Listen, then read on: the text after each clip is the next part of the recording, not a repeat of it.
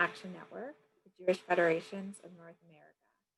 For those of you who aren't familiar with us, we are a joint initiative of JFNA and JCPA committed to combating the delegitimization of Israel and providing the educational programs, trainings, and other resources for our Jewish communities need to build support for Israel in the context of two states for two people.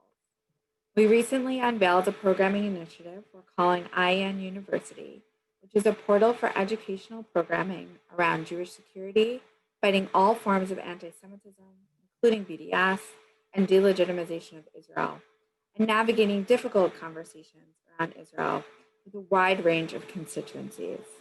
Our session today is inside the World Zionist Congress happening this week. In response to the rising tide of anti-Zionism, IN has been observing across delegitimization spaces. This program serves as the third part of a series exploring Zionism. We at IN are bringing this to you in partnership with the American Zionist Movement, and we have enjoyed working with them on this series, leading up to the 38th World Zionist Congress, which will be virtually meeting starting tomorrow, October 20th. The AZM is comprised of 33 national Jewish Zionist organizations. They are the U.S. Zionist Federation in the World Zionist Congress, World Zionist Organization, WZO, and recently facilitated the U.S. election to the World Zionist Congress, where 123,000 American Jews voted for their voice in Israel. You can go to AZM to learn more about AZM and the upcoming 38th World Zionist Congress. And it's now my pleasure to introduce Melissa Weiss, our moderator for today's conversation. Melissa Weiss is the managing editor for Jewish Insider. Prior to joining Jewish Insider, she spent nearly a decade doing strategic communications in the nonprofit sector, including working very closely with us at the Israel on Campus Coalition, and following stints in Seattle and Washington, D.C. She currently lives in New York. She's a graduate of the University of Maryland's Philip Merrill College of Journalism. And just a few quick housekeeping notes. This session will be recorded and we'll be distributing the recording to those who registered but were unable to be here today. If you have any questions throughout the program, please feel free to submit your questions using the Q&A function at any point so they can be addressed during the participant Q&A part of the program. With that said, I'm going to turn it over to Melissa to introduce our speakers and start off our conversation. Melissa. Thanks so much, Stephanie. It is always a pleasure getting to work with you, share the stage with you, and sometimes these days share the screen with you. The 38th Congress is meeting this week following months of preparations, which included an extensive campaign in America. To provide some insight and to help us understand a little bit more about the importance of the Congress and national institutions, here's a short video from Dr. David Breakstone, Deputy Chairman of the Executive of the Jewish Agency and former Vice Chairman of the World Zionist Organization. Less than 24 hours to go, and I've got the daunting task of trying to give you some idea as to what's going to happen when the Zionist Congress opens in just another few hours. Particularly daunting this year because it's impossible to know what's going to have transpired between the time that I'm recording this message and the time that you're watching it. So I'm going to take a view from above, a view from the balcony, actually a view from two balconies that have inspired me throughout my 20 years at the national institutions. The first, of course, is the one you see behind me, Herzl's balcony, where he stood back in 1897, gazing out into a very uncertain future, full of hope and lofty ideals. The second balcony, and it's a little risky here, but I'm gonna take you out onto the balcony that my office has opened onto for 2 full decades. This is the balcony, and I'll show you a picture in just a moment. This is the balcony on which Israel's leaders stood on Kaftet November 29th, 1947. Below them, the crowds had gathered And when the United Nations partition plan was approved, they broke into joyous celebration and dance. Those on the balcony were just as jubilant as the people below them. And here, let's see if we can get this picture here. Here's a picture, that same balcony that I just showed you, with the crowds below and the leaders of the state in the making above. But those on the balcony then were also full of trepidation.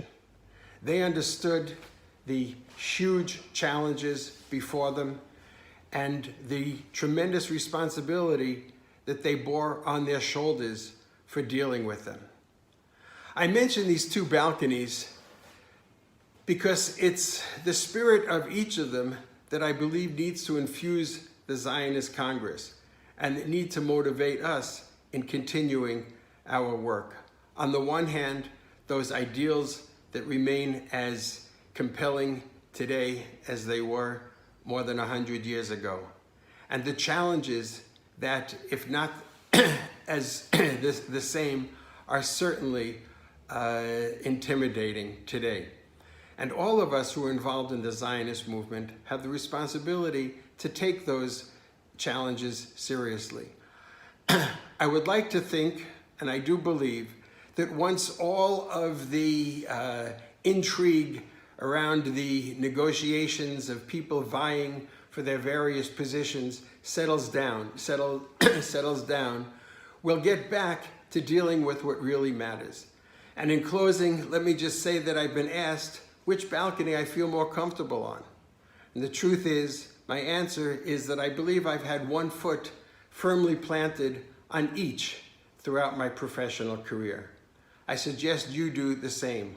Hold on to those ideals and be realistic in terms of having to move an agenda that will allow us to overcome the challenges we're facing.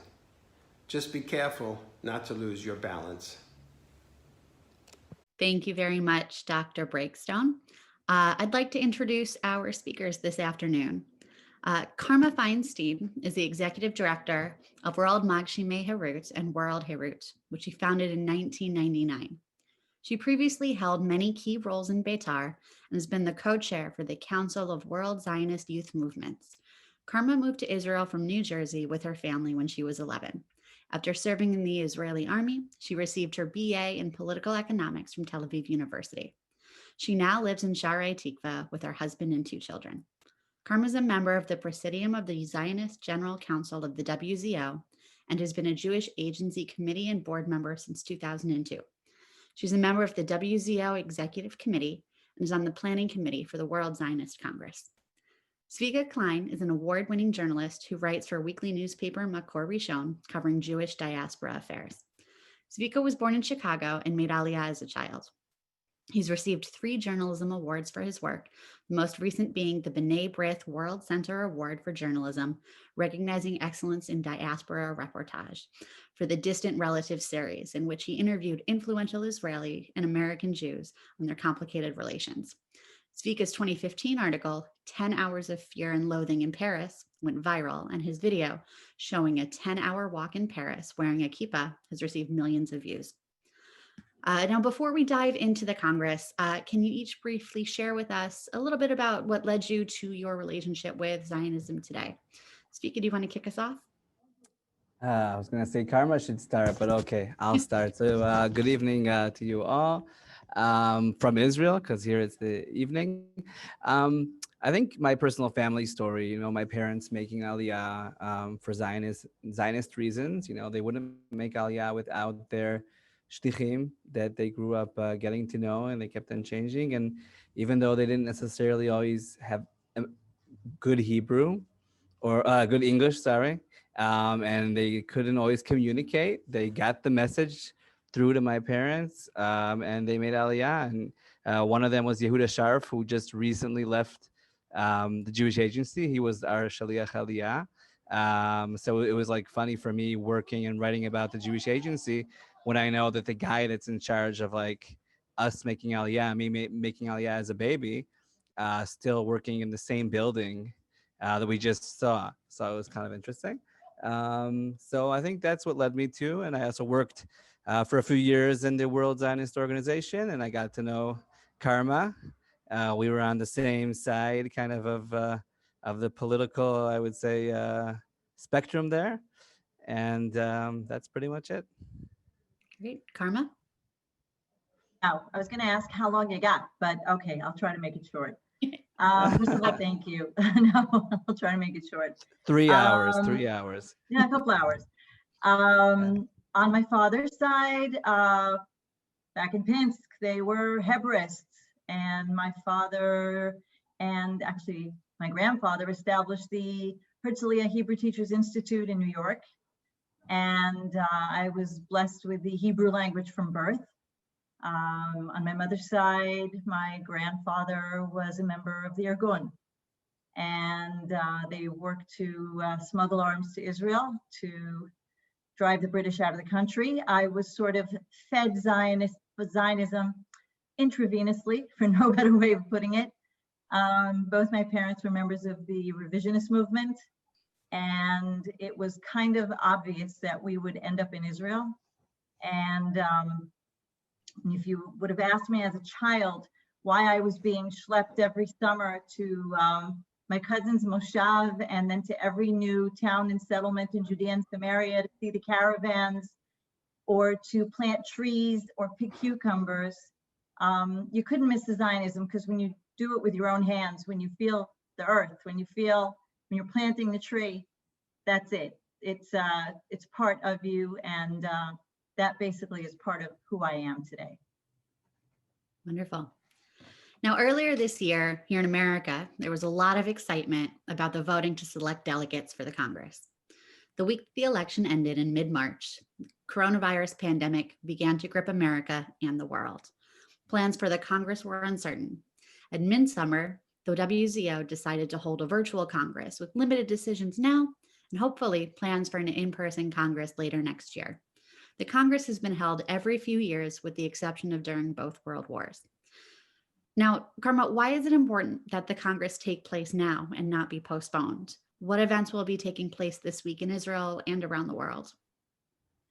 I'd love to sound purely ideological, but I have to be fair and honest. I've been accused of being ill with the disease of common sense and transparency, so I'm going to continue on that one.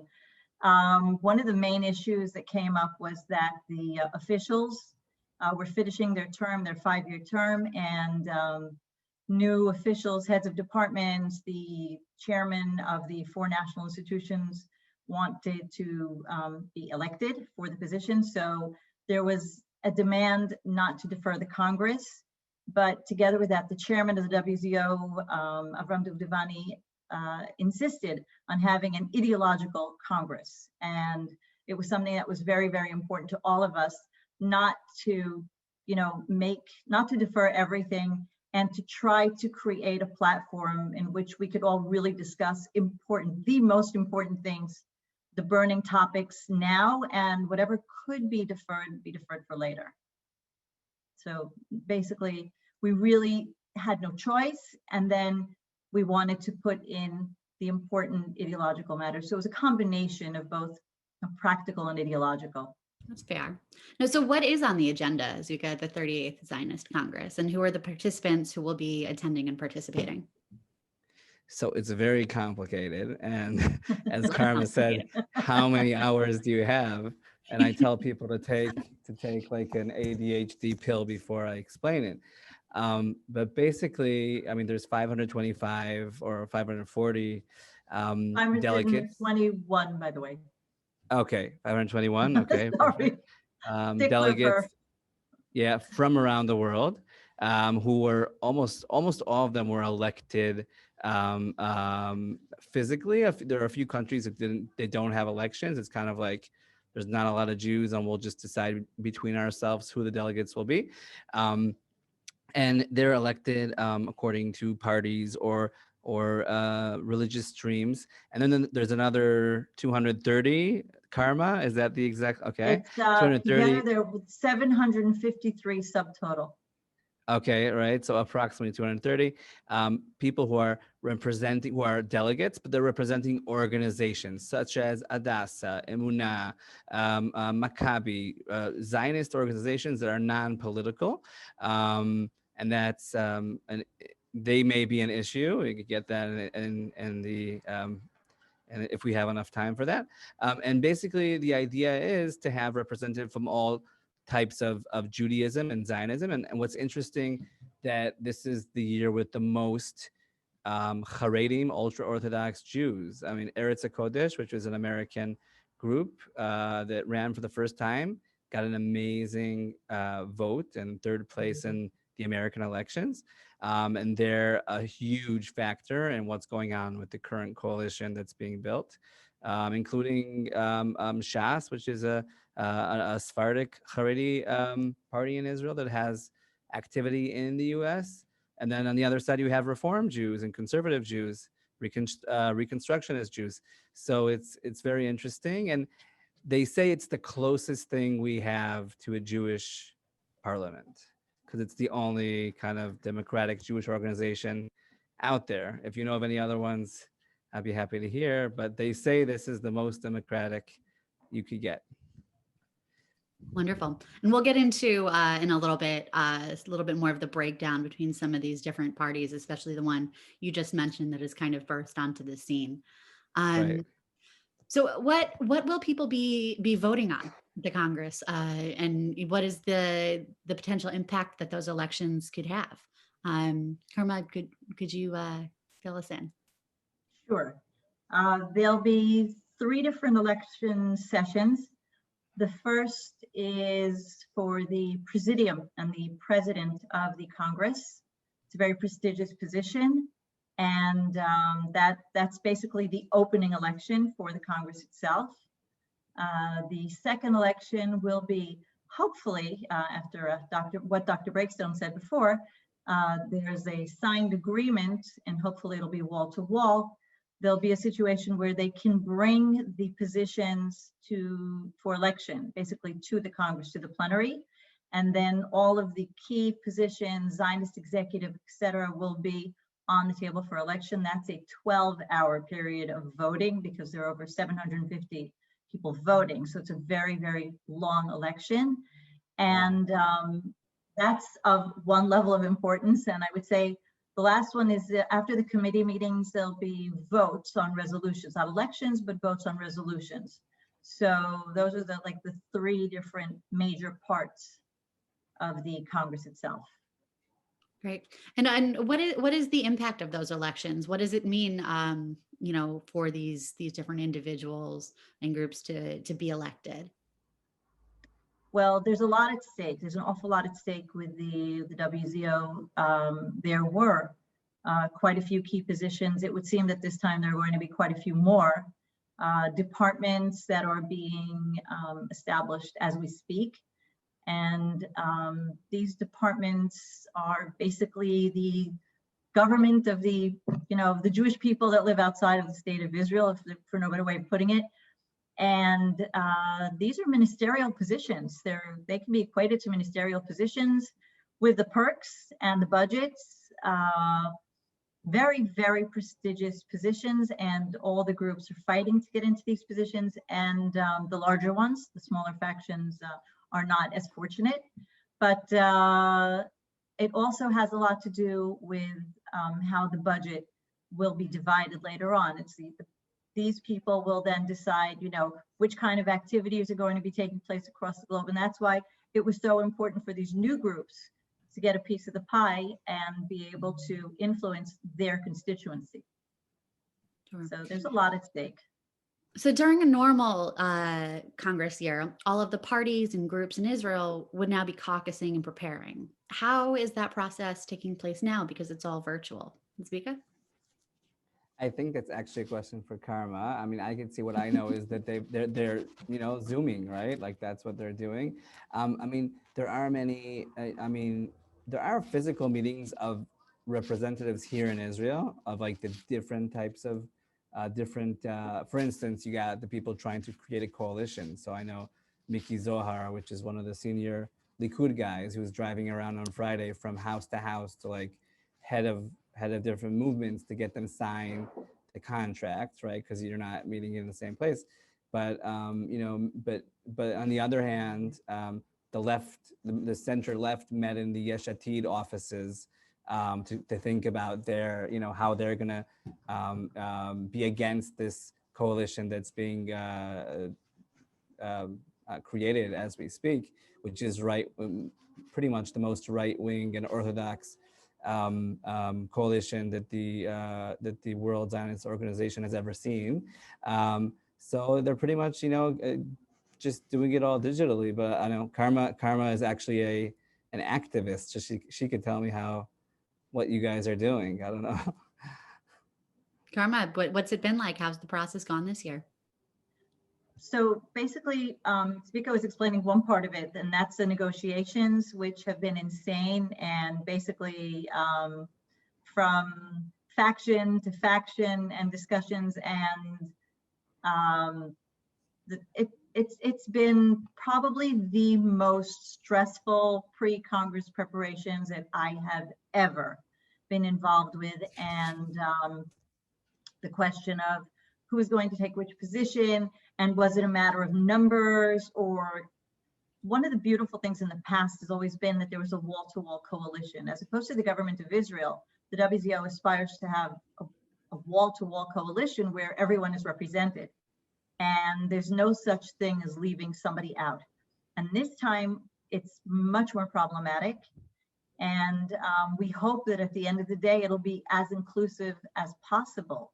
But I think you may have also asked on the issue of what are groups doing before the Congress, or maybe I'm misunderstanding you, because I can. No, you got it. I'd love to know what the preparation is like, even in not a year. That's a little bit crazy. What does that preparation look like? So not on the political level specifically of negotiations. I just finished a faction meeting with we're in a joint faction with World Herut, World Mizrahi.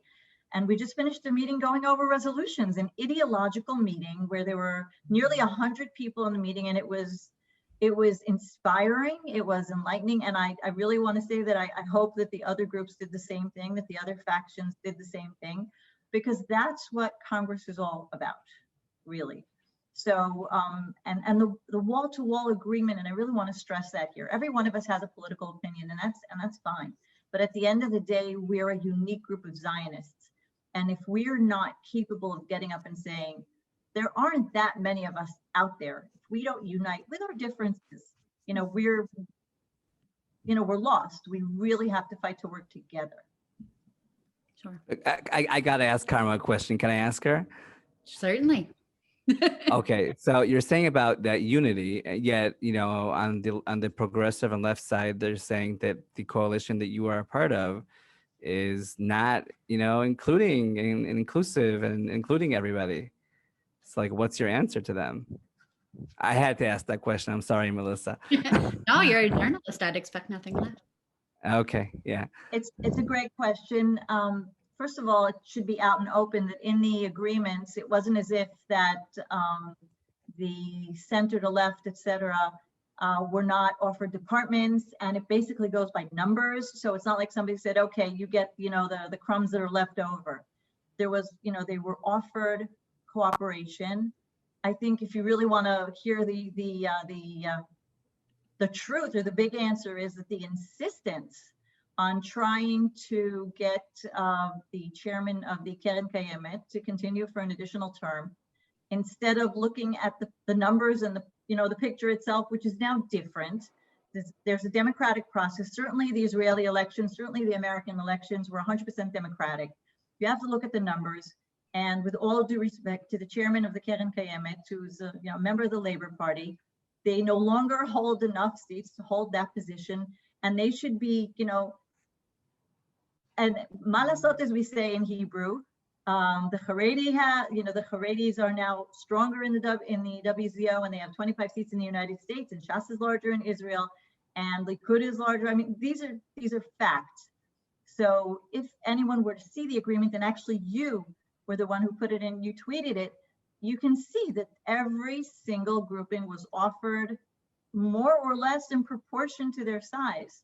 So we asked everyone to join us, and the insistence, and it was actually Blue and White and partially the Labor Party, of keeping Dani Attar in that position when there was a department for the labor movement, which, you know, should be filled by their representative that they elect, then, you know, all this wouldn't have happened. I believe that that's the major issue. And we definitely want a wall-to-wall agreement, definitely. Now, I'm just going to back up a little bit because some of the folks who are joining us may not have been glued to the news for the last last few days. And there's been quite a lot that has happened over the last 48 hours or so. And we were joking on the pre-call, you know, over the last hour. Zvika, you've been reporting on this quite a bit about the jockeying that's currently happening behind the scenes in terms of coalition building and forming these groups and what that means for the board of the different groups that are the boards of the different groups that are overseen by the Congress. So can you break it down a little bit for those of us who aren't subject matter experts and talk a little bit about what's transpired over the last few days and what we should expect tomorrow? Right. So pretty much, I mean, what everyone's talking about, you know, as we mentioned, was, you know, this coalition, and Karma mentioned, so, you know, have the historically the coalition in the World Zionist Congress is always wall to wall. So like you have an agreement from all the parties, and here we have it center left to left parties saying we are not supporting this, and they are not willing to go into negotiation on what has currently been signed. They're going on another track, and they're saying we're going to these non-political organizations who have never voted on a political matter and have them vote against this. And I think strategically, I think it's a problematic way to go, because and they wrote this letter, they sent it to Avraham Mudavani, the head of the WZO, and they said that they should open it up to everybody, but they didn't say we're going to vote against it. Some see it as someone tweeted at me. He said, "You don't know Americans. This means we're voting against you." I was like, "Okay, fine." They didn't say it in the letter, but basically, there's the Reform, Conservative, Blue and White, Yesh Atid, and you know, labor parties are all trying to have this deal not go through. Yet, as well as I know, there hasn't been dialogue between them and the right wing people who are trying to create this coalition. A smaller group just joined today, the Confederation. It has a small other groups that joined them, such as like IAC, Israeli American Council, right, and Stand With Us. We're in a group that ran in the U.S., so they joined them. They signed the agreement today. And there are talks of other parties that may actually go into this. And Karma mentioned, you know, Dani Attar, who's the head of the JNF, Kakal in Israel, who's very controversial, lots of investigations against the way he ran the organization or runs his personal home. Many, you know, journalism, negative journalism about what he's been doing there. And it's a party that has, I think, 3 seats in the Knesset. So they don't have a lot of power in the WZO. So it's kind of weird for them to actually want to hold on to that seat. And so pretty much everybody's waiting to see what will be with signing this coalition. It's actually super interesting that if you go through the agreement, they are talking about doubling the budget with money from JNF, and JNF has as much money as there are trees, right? That's the only, I think, organization that money grows on the trees. And it's, I think it was like $54 million just budget just for the WZO. And they established all these new departments for different parties. So Shas is getting a Sephardic Jewish department, and Eretz HaKodesh, the Haredi American Party, is getting an ultra-Orthodox Jewish spiritual department. So we already is a department for what's it called, Kamra? Spiritual right. So there's 3 spiritual departments now. One is like modern Orthodox, one will be Haredi, ultra-Orthodox, and one will be Sephardic. And then, so there's a bunch of like attempt to create new departments, another department for youth movements, which is I actually think that's probably the best initiative until now. And we both agree, Karma and I, because we're youth movement Absolutely. people, right? But Totally. the agreement itself is groundbreaking because it's changing the organization, both budget-wise, content-wise, but also the Haredim and right wing will have control of money going to Judea and Samaria, which was a big deal for reform and conservative movements, and more Haredim and Orthodox Jews, I think, than ever in key positions. Great. So we're not going to move into Q&A just yet, but Arlene Groner asked a really good question that I just wanted to flag because it is on topic. Why are there organizations that are members but have never voted? Karma? It's actually a old tradition. I'm proud to say for them, the organizations are very active with very large membership. And I would wish upon the world unions to have as much activity as the organizations have, be it from the women's organizations, Naumat, Hadassah, Vitzo, Amit, Emunah, et cetera, right through Maccabi, Bnei Brit. There's so many fantastic organizations that do such outstanding work. And they have a special status as part of the Constitution. You need a special majority in order to change that, and it's something accepted. And they don't want to run elections. There are certain categories in the WZO, and that's one of the very respected categories. And they have a very large membership, very impressive large membership. Got it. Zvika, anything to add to that? The question is, are they going to vote? And that's a big deal. If they're voting, Yeah. That's going to change everything around.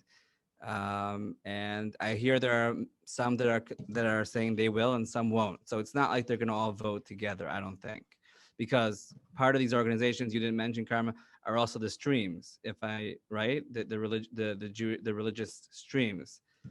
Right? Yes, they're part of the organizations, correct. So right, so correct. They each have, I think, 15. So like 15 Orthodox, 15 conservative, 15 Reform, whatever. So like they will just vote with their people, I would assume. But but other organizations just don't want to be political. Like if I support this, Right.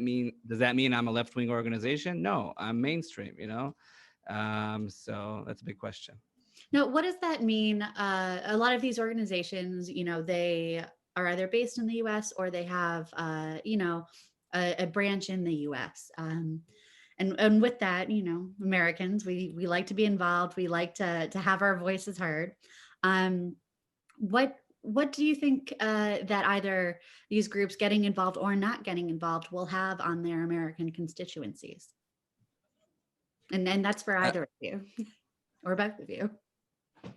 Right. So I didn't really understand the question. If you want to repeat it or Karma Sure. can So answer. some of these organizations that don't ever vote, for example, Hadassah, I think is one, right? Okay. B'nai B'rith International is another. These are groups that have, huge membership bases in the States. And, what happens when they either make a decision to get involved or not to get involved? How will their American membership bases react? Well, I mean, I would. I'm sorry. Yeah, Karma, you go. Oh, okay, thanks. Just to clarify, since 2010, there was a constitutional change allowing for the organizations to vote on personnel, on positions.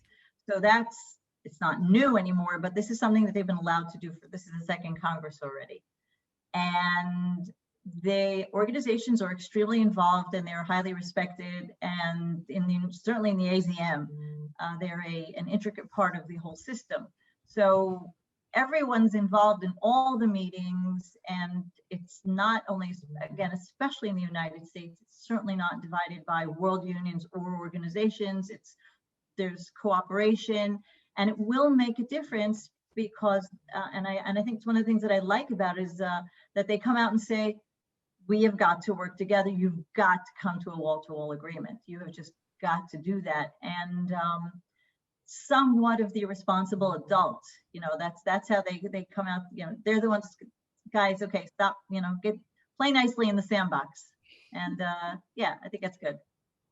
Great. I'll say two things. First of all, Americans think it's always about Americans, right? It's not only Americans, it's also, we're talking about the entire world, right? So you got an Australian, Zionist Federation, UK, whatever.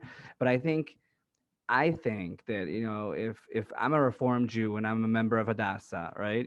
I may have to change my sex or whatever, but if I'm a member of Hadassah, I go to a Reformed synagogue, I wouldn't necessarily be able to vote for this or to stand on the side and see a move like this go through. The people who are members of the organizations can't.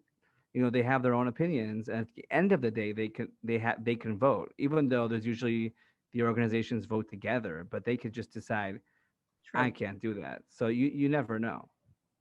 Fascinating. So we're going to pivot in just a couple of minutes to question and answer. I've got a few more questions that we'll go through, but for those of you who are tuning in, start to think of some questions that you might have for Zvika and for Karma, and send them in the Q&A, and we'll do our best to get to them. Now I want to pivot a little bit away from the drama of it, but actually, this is kind of funny given what you just said about how the Congress is not just Americans, but this is going to be a uniquely American question. I know it's which is a third American, a third world Jewry, and a third Israelis, right? You did your good homework. You do what I can. But thinking about the American Jewish community, how will this Congress most directly impact that community? It will American Jews, feel the results of these votes that are taking place?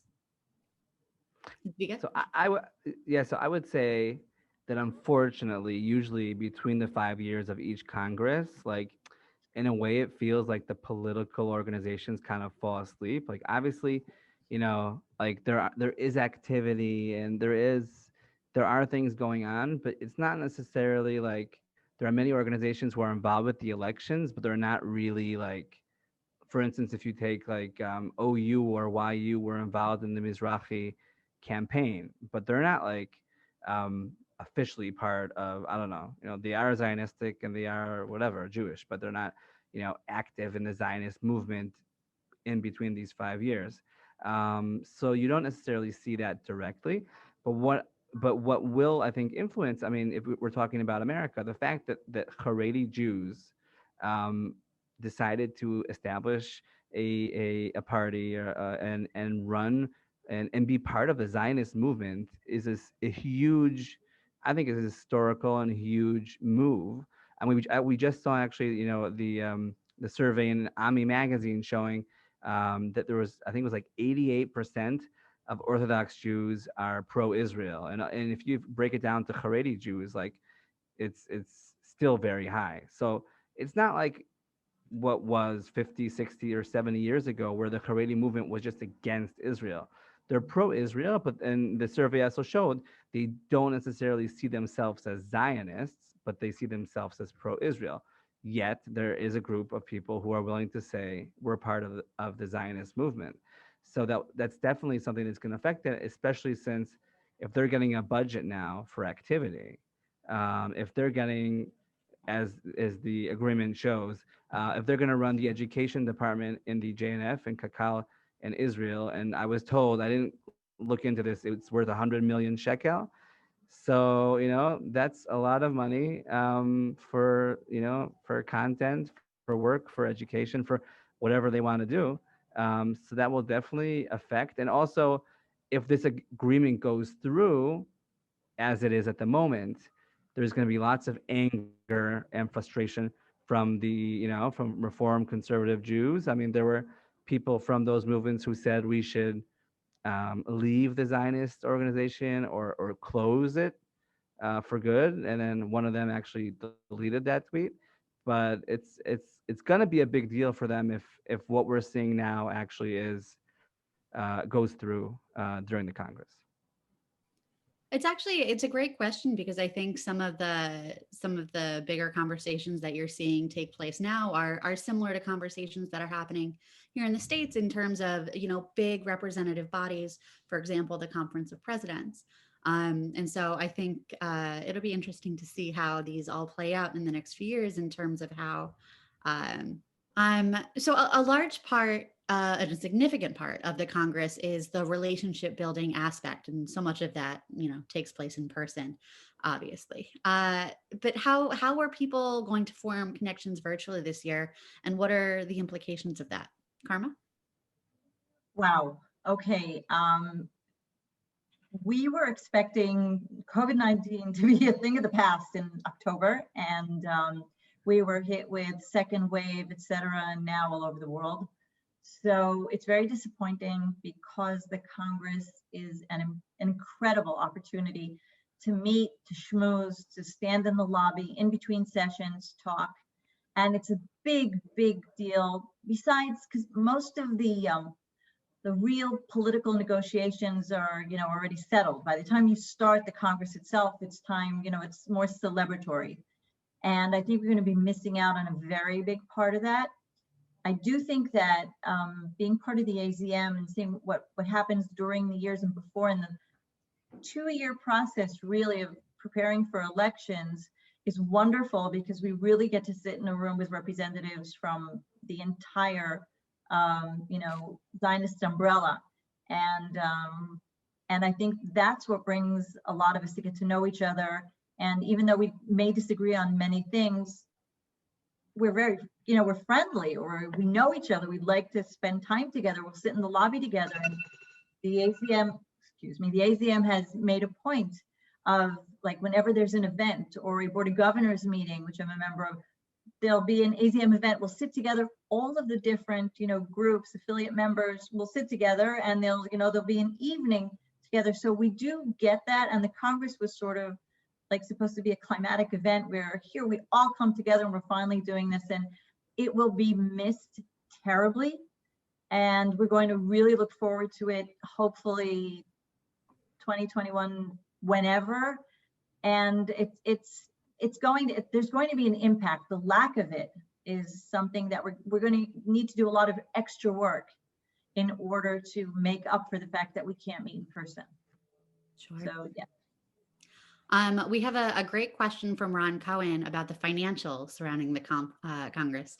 Now, we know a ton of money is allocated and decided by the Congress and its representatives. What is the current amount of money that we're talking about, and kind of how does that get allocated? Karen, do you want to kind of walk us through that? Oh, sure. Zvika? I'm happy to do that. She said karma, so you. Oh, she said, oh, I'm sorry, I didn't hear my name. Okay, sorry, there you go. Okay, sat on the Budget and Finance Committee for a day or so, a couple of years. Okay. Okay, so it's the election campaign, which everyone, like the slogan was $1 billion at stake. Now they're talking about 5 million. Anyway, it was $1 billion at stake was like the sum that they were talking about. Also, two things have been around in the newspapers, and the fact that they're talking about $50 million now to fund the different departments. So that's an awful lot of money. In one organization, though, Karma. That's one organization. That's only one part of it. So the billion, right? Yeah. The billion is basically the Jewish agencies, the national institutions. It's. Do you want me to go into the details? There's Keren HaYesod. Well, the mother organization is the WZO, which has no money, which is as sad as it may be. The WZO has no money. So the Keren Kayemet, which is the JNF that has most of the money, is the ones who allocate the money for activity, et cetera, for function, to be able that the WZO will be able to function. The Jewish agency raises funds through the Jewish Federations of North America and Keren HaYesod, which is the fundraising for the rest of the world, in a nutshell, very, very short. So above and beyond the departments, which we've discussed, there are budgets that are allocated to the different categories in the WZO. And in the last Congress, there was a new agreement signed with the Keren Kayemet, with the JNF, that there would be additional budgets for the organizations, the streams, the youth Hagshama movements, and the world unions, Britot. So that's an additional budget that's allocated towards activity. And the key to the division of those funds was decided, the world unions is by numbers of delegates, and there's all sorts of formulas that were put together and signed in a big agreement. If I'm not mistaken, it was in November 2015 was the first agreement that was signed, which then took over a year and a half to be approved by the government of Israel. Absolutely. That's the big deal. The big deal is really the money that goes for activity and is the fuel to generate Zionist activity in all shapes, shades, and colors all over the world. And you need that in order to run Zionist activities. So that's crucial. Sorry. Okay, I have to add, it is billions, and I'll say why it is billions, because Karma is very positive, and that's why we love her. But every single one of these four institutions owns a bunch of real estate and has companies attached to it and connected to it, and the Jewish Agency itself has more than 100 companies running its real estate around the country. JNF is an organization that owns land and has companies running its land and houses and buildings and whatever. So there's so many organizations and companies and movements or whatever who are attached to all these four institutions. So it's jobs, it's money coming in from rent, it's selling different stuff. So it's really a lot of money. It's a lot more than just budget for activity. Sure. Now, I mean, from the sounds of it, from what you've both are telling me, a lot is going to get done and decided this week. After the program is over this week, will there really be a need for another Congress next fall besides Zionist, worldwide meeting together in Jerusalem, which is in and of itself an incredible thing? What would be accomplished at a special extra Congress that wouldn't be happening necessarily this week? Zvika, you want to kick that one off? And Carmen, I'm coming to you after.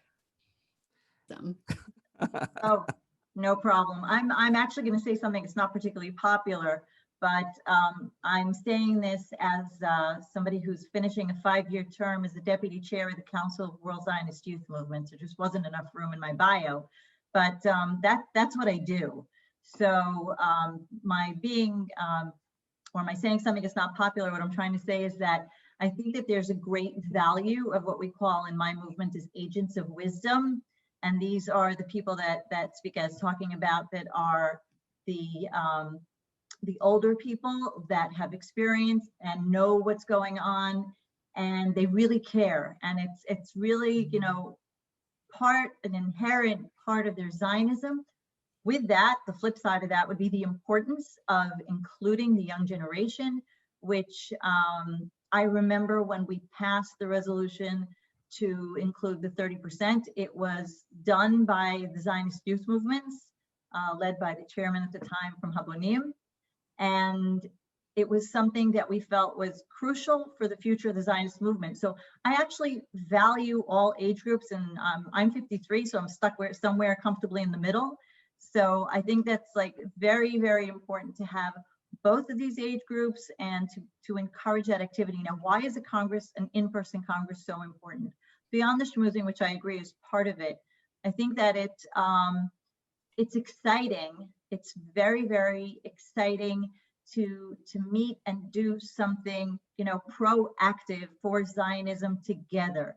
The unity, even sitting in a hall and screaming at each other, will the term a united Jerusalem be included in the resolution, or will we only say Eretz Israel? What term are we going to be using?